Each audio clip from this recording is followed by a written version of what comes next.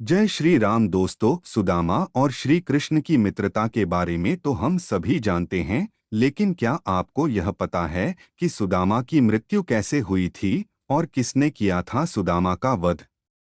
आइए जानते हैं। कृष्ण के असीम भक्त और अभिन्न सखा थे सुदामा। श्री कृष्ण और सुदामा की मित्रता आज भी ग्रंथों, पुराणों और कथाओं में प्रचलित एवं अद्भुत तरीके से वर्णित है। मान्यता है कि सुदामा श्री कृष्ण के उन भक्तों में से एक थे जिनकी सेवा स्वयं श्री कृष्ण ने थी और आजीवन उनका ध्यान रखा था। लेकिन माना जाता है कि श्री कृष्ण के परम भक्त सुदामा का वध भगवान शिव ने किया था। आइए जानते हैं इस तथ्य के पीछे की सच्चाई और साथ ही जानेंगे कि किसन कारणों से भगवान शिव को करना पड़ा था कृष्ण भक्त सुदामा का भयंकर अंत। पौराणिक कथा के अनुसार सुदामा और विराजा नाम की कृष्ण भक्त श्री कृष्ण और राधा रानी के गोलोक धाम में निवास करते थे। वह दोनों श्री कृष्ण की भक्ति और अटूट सेवा में जुटे रहते थे।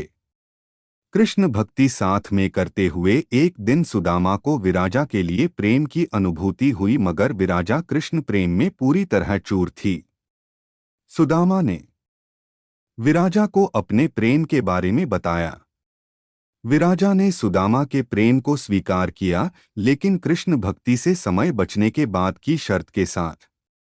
सुदामा और विराजा दोनों ने श्री कृष्ण को यह बात बताने की सोची, मगर उससे पहले ही श्री राधा रानी ने दोनों की बातें सुन लीं।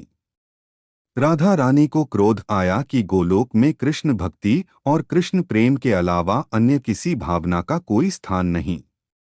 श्री राधा रानी ने सुदामा और विराजा को धरती पर पुनः जन्म लेने का श्राप दिया, जिसके बाद विराजा का जन्म धर्मध्वज के यहाँ तुलसी और सुदामा का राक्षस कुल में शंखचूर्ण के रूप में हुआ।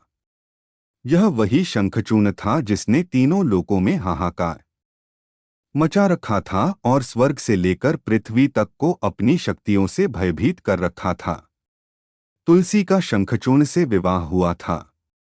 इस प्रकार भगवान शिव ने सुदामा का वध किया था, लेकिन उनके पुनर्जन्म में सुदामा रूप में तो उन्हें परम भक्ति, ईश्वरी कृपा और गोलोक में कृष्ण चरण सेवा का उच्च स्थान मिला था।